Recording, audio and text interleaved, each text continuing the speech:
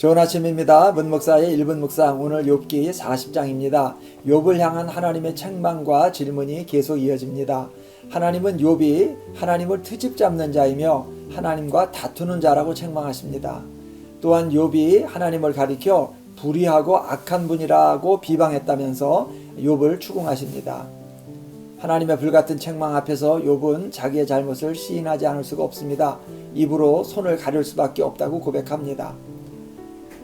사실 그렇습니다. 물론 욥이 악한 마음을 품고 고의적으로 하나님을 욕하고 대항한 것은 아니지만 욥은 그동안 자기의 의로움을 주장하려다 보니 부득이하게 하나님을 불의한 분이라고 불평한 것이 사실입니다.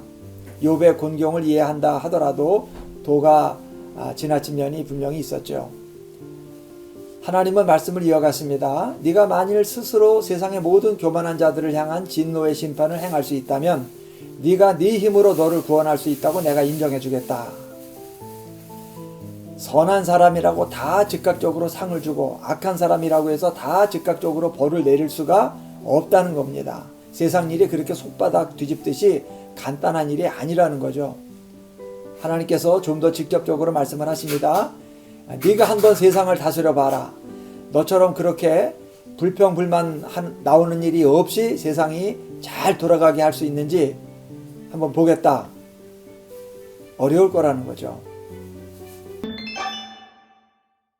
예전에 브루스 올마이트라는 코미디 영화가 있었습니다. 극중 이 브루스는 세상에 대한 불만이 많습니다. 이것도 마음에 안 들고 저것도 마땅치 않고 신은 도대체 뭐하고 있는가, 세상이 왜 모양인가 투덜거립니다. 그러자 신께서 브루스에게 나타나서 말씀합니다. 그렇게 못마땅하면 네가 한번 하나님이 돼봐라.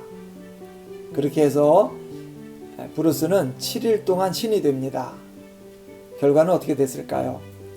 세상에 정말 못할 일이 하나님 노릇이더라는 겁니다. 지금 하나님께서 하시는 일이 더할 것도 없고 뺄 것도 없는 최선이라는 것을 브루스는 깨닫게 되죠. 우리는 하나님이 참으로 전능하고 선하시다면 세상에 고난과 비극은 있을 수 없다라고 생각합니다. 세상에 고난과 비극이 있다는 것은 하나님께서 선하지 않거나 무능하기 때문이라고 생각합니다. 하나님에 대해서 그런 식으로 생각하는 것은 무지이고 교만일 뿐이라고 욥기는 가르칩니다. 우리가 언제라도 잊지 말아야 될 것은 하나님은 인간의 이성과 논리로 설명되는 분이 아니라는 겁니다.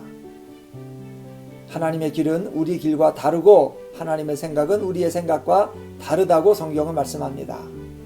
어떻게 다르다고 하시나요? 하늘이 땅에서 높음같이 하나님의 생각은 인간의 생각보다 높다고 성경은 말씀합니다. 그것을 알고 나 자신을 기준으로 삼아 섣불리 판단하고 행동하지 않도록 합시다. 그리고 가급적 감정과 상황에 휩쓸리지 말고 하나님의 말씀에 의존해서 생각하고 행하는 지혜로운 사람들이 되었으면 좋겠습니다.